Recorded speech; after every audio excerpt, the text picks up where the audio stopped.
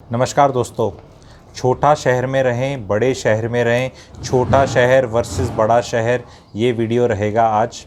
बहुत इंटरेस्टिंग होने वाला है जिनको ये डिसीजन मेकिंग लेनी है अपनी लाइफ के अंदर कि हम छोटे शहर में रहें, बड़े में रहें, इसके पीछे क्या थॉट प्रोसेस है, क्या वो 3-4 पॉइंट्स हैं जो कंसिडरेशन में लेने चाहिए before this decision is made. Subconscious level पे क्या प्ले आउट हो रहा है, एक्चुअल में क्या है, और एंड में एक आप लोगों को सलूशन दूंगा कि भाई जितनों को भी डिसीजन लेना है तो एंड में एक अपनी तरफ से बेहतरीन सलूशन दूंगा। वो आपको उसमें आप एग्री करेंगे नहीं करेंगे ज़रूर कमेंट सेक्शन में लिखना। 3 पॉइंट नॉर्मली लोग बोलते हैं कि भाई बड़े शहर में नहीं रहना। यहाँ बड़े शहर से मतलब है जो इंडिया के 7 टॉप के शहर हैं, दिल्ली, एनसीआर, मुंबई, चेन्नई, कलकत्ता, पुणे, हैदराबाद, बेंगलोर, इस लेवल के शहरों की बात हो रही है यहाँ। जैसे और मैं दिल्ली एनसीआर का एग्जांपल लेकर ही इस आर्गूमेंट को आगे चलाऊंगा। भाई दिल्ली एनसीआर में नहीं रहना, पोल्यूशन है, ये एक रीज़न होता है लोगों का। तो आप लोगों को ये देखना है कि जी दिल्ली एनसीआर में पोल्यूशन है, क्या हमेशा रहेगा? हाँ जी, हमेशा ही रहेगा, इतने साल से ऐसे ही रहेगा। पर अगर कोई हाइपोथेटिकली बोले कि अगर पोल्यूशन यहाँ कम हो गया या बहुत कम हो जाए फिर कैसा है ये? जी हो ही नहीं सकता, ऐसा लोग बोलेंगे। आपको देखना है कि किस डायरेक्शन में हम जा रहे हैं। यहाँ पे प्रधानमंत्री, प्रेसिडेंट, सारे एमपी, सारे जज, सारी दुनिया जो इंडिया को चलाते हैं वो सब लोग यहीं रहते हैं, वो भी यहाँ की सांस लेते हैं। दे आर ऑल्सो बॉदर्ड, ठीक है। पहले वो पराली का बोलते थे पंजाब में जलाते हैं, दिल्ली वाले शिकायत करते थे, केजरीवाल जी भी करते थे कि पंजाब वालों पे बोला जाता था। अब तो पंजाब में भी उन्हीं की गवर्नमेंट आ गई है, ठीक है। तो क्या पराली भाइयों बहनों इस बार बेटर काम कर पाएंगे दिल्ली वाले? मेरे को लगता है कर पाएंगे। एक एग्जाम्पल है ये, ठीक है। कुंडली, मानेसर, पलवल आपका जैसे बन गया है, आपका ईस्टर्न पेरिफेरी बन गया है। ये सारी जो डेवलपमेंट हो रही है और दिल्ली को जाम मुक्त करने की हो रही है, इलेक्ट्रिकल व्हीकल की तरफ मूव कर रहे हैं, गुड़गांव में डीजल वाले ऑटोज़ बंद हो रहे हैं, इलेक्ट्रिकल आ रहे हैं, ये सब चीज़ें बड़े शहर में स्टार्ट होती हैं। छोटे शहर जो आज कचरा कम लग रहा है वहाँ पे या खुला लग रहा है, उनने भी उसी प्रक्रिया से जाना है। और वहाँ जब आप जाएंगे 50-60 में, तो जब आप वहाँ 65-70 के होंगे, वही चीज़ें आप महसूस करेंगे वहाँ पे। एंड फिर बड़े शहर में नहीं आ सकते।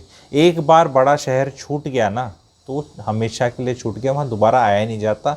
ये आप लोगों को एक चीज़ देखनी है कि pollution is a issue, no doubts, but it is being addressed like it is being addressed all over the world in big cities. तो उस इशू को आपको देखना है कौन से महीने में ज़्यादा होता है। 15-20 दिन, 25 दिन सबसे ज़्यादा होता है। क्या आज के दिन पोल्यूशन है? AQI क्या बोलता है आज के दिन? आप चेक करके बताओ कितना डिफरेंस है। तो ये आप चीज़ों को देखना है। दूसरी चीज़, लोग कहते हैं बारिश आ गई, पानी भर गया, यहाँ तो कचड़ कचड़ है, मैं खुले में जाऊँ, वहाँ जाऊँगा। छोटे शहर में 5 साल बाद पानी भरेगा, क्योंकि जो शहर डेवलप करते हैं यहाँ प्रॉब्लम एड्रेस हो रही है उन चीज़ों की। यहाँ डेवलपमेंट तेज़ी से हुआ, एड्रेसिंग में गवर्नमेंट लैग कर रही है पीछे। तो जब गवर्नमेंट आपकी लैग कर रही है पीछे, तो वो एड्रेस हो रहा है। एक स्टेज ऐसी आएगी कि डेवलपमेंट ख़त्म हो जाएगा। जैसे आप दिल्ली को देखें, अब स्कोप ही नहीं है इंफ्रास्ट्रक्चर ज़्यादा लाने का या डेवलपमेंट बहुत ज़्यादा कराने का। उसकी वजह से क्या हो रहा है कि जो पीछे से लैग आ रहा है वो जैसे ही कवर होगा, वो एरिया का वैल्यूएशंस और सारी चीज़ें बहुत ज़्यादा बढ़ जाती हैं। दूसरी इंपॉर्टेंट चीज़ है जी जॉब्स ऑफ किड्स।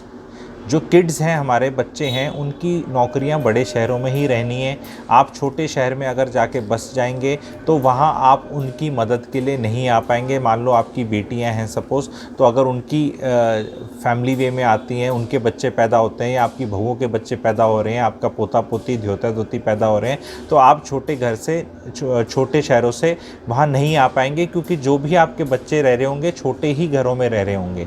तो it is always better that आपके पास, अब मैं वो सोल्यूशन में आऊँगा तो मैं आप चीज़ को बताऊँगा। तीसरा इंपॉर्टेंट चीज़ है कि जी बड़े शहरों में एक अपनी वाइब्रेंसी होती है, एक ब्रांड होती है, एक मज़ा होता है, जो छोटे शहरों में नहीं है, बिकॉज वहाँ स्पेंडिंग पावर ही नहीं है। वो सारे के सारे आपके अट्रैक्ट कर लेते हैं, सारा का सारा रिटायरी क्राउड्स। ऐसे बहुत शहर बनते जा रहे हैं। जैसे एक Panchkula is a classic case, Chandigarh is a classic case, Mohali is also going that way, and आपका even Greater Noida is like that. वहाँ वो सारे लोग वहाँ जा रहे हैं। आप लोगों को देखना है क्या ये डिसीजन मेकिंग में अंगूर खट्टे वाली बात तो नहीं है कि आप एक बड़ा घर खरीद ही नहीं पा रहे बड़े शहर में, तो अपनी रिश्तेदारी को बता नहीं सकते कि एक्चुअली हम ले नहीं पा रहे, तो उसमें आप पोल्यूशन की या किसी और चीज़ की पूछ पकड़ के तो नहीं भाग रहे। ये आपको इंट्रोस्पेक्शन करना है। सॉल्यूशन मैं ये बताऊंगा आप लोगों को। सॉल्यूशन ये है जी, जैसे एमपी होते हैं ना, मेंबर ऑफ पार्लियामेंट, उनकी एक कॉन्स्टिट्यूंसी होती है और फिर एक उनका स्टेट होता है और फिर एक राजधानी इंडिया की दिल्ली है। वो 3 जगह घर रखते हैं, अपनी कॉन्स्टिट्यूंसी में और प्रदेश की राजधानी में भी जहाँ उन्हें राजनीति करनी है, और तीसरा रखते हैं दिल्ली में। ठीक है, अब हम नॉर्मली सारे इतने अमीर नहीं हो सकते, लेकिन मिडिल क्लास डेफिनेटली 2 घर रख सकती है। रख सकती है नहीं रख सकती है आपको देखना है। मोस्टली जो आपका छोटा शहर है जहाँ माता पिता रहते थे आपके, वहाँ आपका इंस्ट्रक्शनल घर भी होगा। वहाँ एक और बड़ा घर लेने की बजाय हैव सम पैड और सम ठिकाना या सम फुटहोल्ड इन दिल्ली एनसीआर। मैं ये नॉर्थ इंडियंस को बता रहा हूँ, बिकॉज अगर आप नहीं करेंगे तो आपके बच्चे फिर वो दिल्ली में क्यों नौकरी करेंगे। अगर मेरे को जाके हिसार में बसना है या रोहतक में ही बसना है, तो फिर नेक्स्ट जनरेशन को फिर दिल्ली गुड़गांव में भी क्यों रहना, फिर तो पुणे और बेंगलोर भी जा सकते हैं।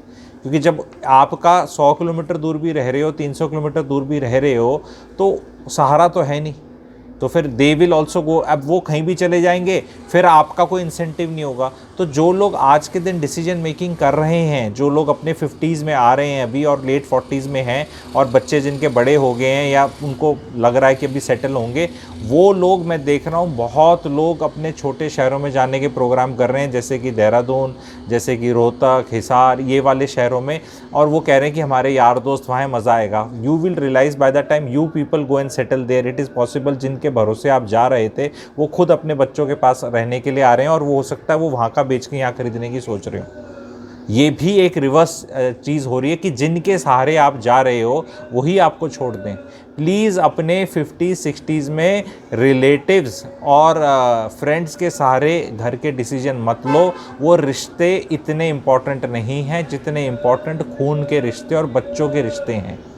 यस, रियल बहन भाई हो तो वो भी कंसिड्रेशन हो सकता है। और अगर आप 50s में अपने माता पिता के हिसाब से डिसीजन ले रहे हैं कि मेरे पेरेंट्स रहते हैं, तो पेरेंट्स की बुरा लगे चाहे अच्छा लगे, अगर आप 50s के अंदर आ चुके हैं तो आपके पेरेंट्स की बहुत ज़्यादा उम्र नहीं बची है। एंड सेकेंड है कि बची भी है तो उसमें भी डॉक्टर्स और मेडिकल की फैसिलिटी की रिक्वायरमेंट हमेशा रहेगी, जो बड़े शहरों के अंदर आपको पता है कि बहुत ही बढ़िया तरीके से ये फैसिलिटीज़ होती हैं। एक वो एज है ना 55 साल से बड़े वाली, जब आप बोलते हैं कि उस टाइम पे कि मुझे खुले में रहना है, एक्चुअली माइंड बहुत क्लटर्ड हो रखा होता है।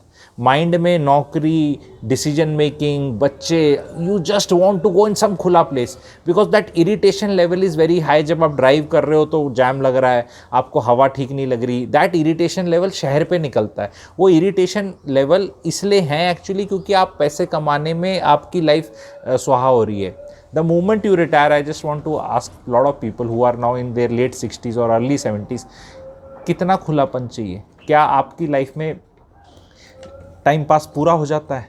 क्या आपको बिल्कुल लोग नहीं देखने? क्या आपको अलूफ ही रहना है? क्योंकि एक टाइम आता है जब 50s में आप लेट 50s में आपने काम करना बंद किया, रिटायर हुए, तो 60s के अंदर कितना घूमोगे, कितना रिलैक्स करोगे, कितना गोल्फ खेल कर आओगे या इस तरह के टाइम पास करोगे। उसके बाद बहुत खालीपन लगता है, और वो खालीपन और वो है वो बड़ा शहर बहुत तरीके हैं उसको भरने के। एंड गोइंग फॉरवर्ड आपको एग्जांपल के तौर से बताता हूँ, कल्चर बुक फेस्टिवल्स हो रहे हैं, लिटरेचर फेस्टिवल्स हो रहे हैं, कहीं कॉमेडी शोज़ हो रहे हैं, इस तरह की जो एक्टिविटीज़ हैं वो बड़े शहर में ज़्यादा होंगी, छोटे शहर में कोई नहीं होने वाली। छोटे शहर के मैं अब कुछ शहरों के मैं रिव्यूज़ करूंगा और उनको अच्छे तरह आप लोगों को बताऊंगा, और ये वाला जो डिसीजन मेकिंग का एस्पेक्ट है इसको मैं बहुत अच्छे से करूंगा। तो अगर आप 1.5, 2, 2.5, 3 करोड़ का बड़े शहर में नहीं खरीद पा रहे for whatever reason, it is okay, try to buy something for 60, 70, 80 lakh, ऐसे ऑप्शंस भी हैं। Don't stay there but have some jugaad, because if you do not have any jugaad then chances of you coming back to that बड़ा शहर in real old age वो zero हो जाएगा। Choice ही नहीं होगी आपकी अगली जनरेशन को आपको देखने की, मिलने की। वो जो अमेरिका में भी जिनने भेज रखे हैं बच्चे, वो जब लैंड करते हैं ना T3 में, तो T3 में पहुंच के हिसार जाने में बहुत ज़ोर लगता है, फतेहाबाद सिरसा जाने में ज़ोर लगता है, रोहतक तक जाने में ज़ोर लगता है। आदमी का इतना लंबे सफ़र के बाद आदमी सोचता है कि ऐसे मोरी गाड़ी और 15, 20, 25 मिनट में अपने घर पहुंच जाऊं मैं। तो वो ऑप्शन बहुत लोग खोना चाह रहे हैं सिर्फ इस भेड़ चाल में कि नहीं नहीं यहाँ तो पोल्यूशन है। मेरे हिसाब से 2 से 3 साल में पोल्यूशन बहुत तेज़ी से कंट्रोल में आएगा इस एरिया में, due to many factors happening. Lollapalooza effect कर लो आप, गाड़ियाँ, बड़े ट्रक नहीं जाएंगे दिल्ली के थ्रू, बाहर की बाहर कुछ हो जाएगा and you will feel that massive difference. And electrical vehicles की तरफ जाएंगे। So many activities are happening simultaneously and वो जो कंस्ट्रक्शन का धुआं रहता है वो कंस्ट्रक्शन भी काफ़ी जगह कम हो जाएगी जहाँ जहाँ होनी है, बिकॉज जितनी एक लिमिट होती है उस चीज़ की भी, क्योंकि जब जगह ही नहीं बचती तो और बहुत ज़्यादा कंस्ट्रक्शन नहीं होगी। लंबे डिसीजंस जहाँ 40-50 साल रहना है वो इतनी छोटे शॉर्ट टर्म में मत करो। और एक चीज़ आप बताना कमेंट सेक्शन में, क्या पराली पे इफेक्ट होगा इस बार?